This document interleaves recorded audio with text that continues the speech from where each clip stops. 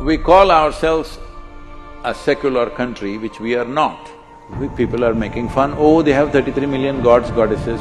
Hindus are mooka pranis. They usually don't speak. A large part of World War II was funded by gold from Indian temples. Time is running out for that. This is one thing they must do. This will ignite the whole world. Namaskaram, Sadhguru. Sadhguru, general elections are coming up this year. So, what is the one thing that you want the newly elected government to do? There are many things that the country needs in terms of economic boost needs to happen, which definitely will happen, I believe, in the next 5 years to 10 years' time. Educational transformation needs to happen, but you're giving me only one thing. Only one thing. I have many things, but if it's only one thing, one most important thing for this civilization to burst forth and become something significant in the next 25 years is, the Hindu temple should come to the hands of Hindus.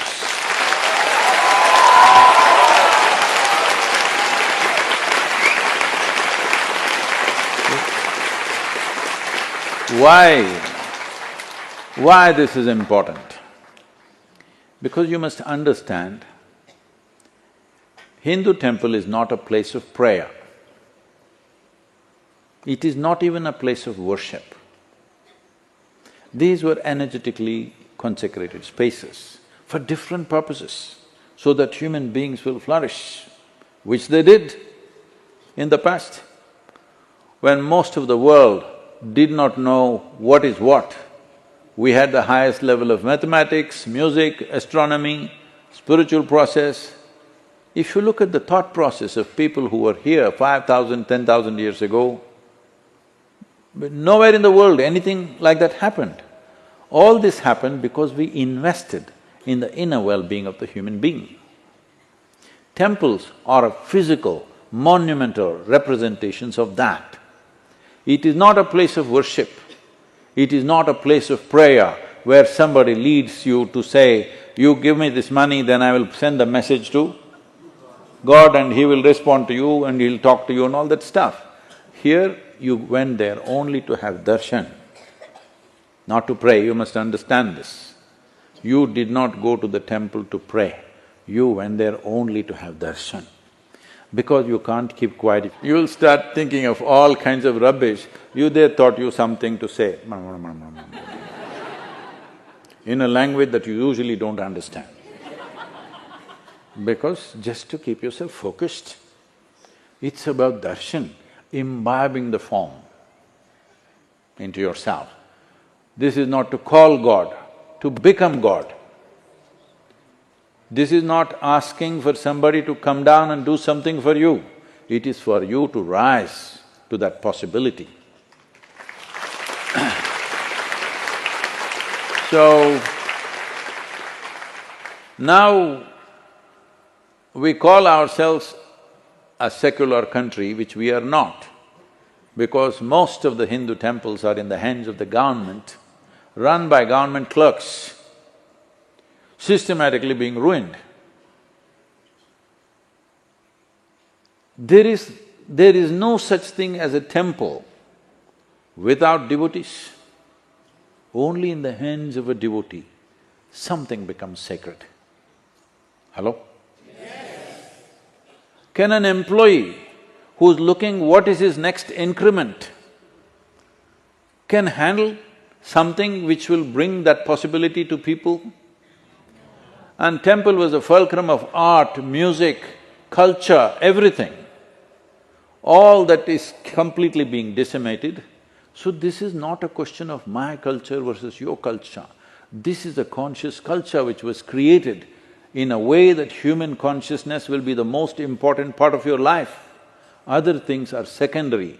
This is why when people lived in shacks, they built temples that you can't imagine. Great feats of engineering, architecture, an immense effort. How 1,000 years ago, 2,000 years ago, 5,000 years ago, they could have built these temples when there were no machines, there were no transporting processes like machinery to transport or to lift stone, using millions of tons of stone. How did human hands do this? When you think about it really, next time you go to an ancient temple, you must look at it. Suppose you were here 1,000 years ago or 1,500 years ago or 2,000 years ago, how would you put this into place without machines? It's simply impossible even to think.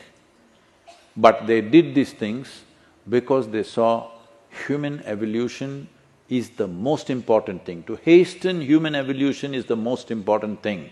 Today, whether you're driving a luxury car or living in a palace or not is not the important thing. Human evolution is the most important thing. How to hasten that process? Because human evolution has come to a place where it can consciously evolve. That means you can take 1,000,000 years or you can be there tomorrow morning. It's your choice. To exercise that choice is why we built these structures. But now, because everybody is thinking your community versus my community, it's becoming a competition process. This is not a competition with anybody. These are instruments for human well-being. Without this, we will end up living gross.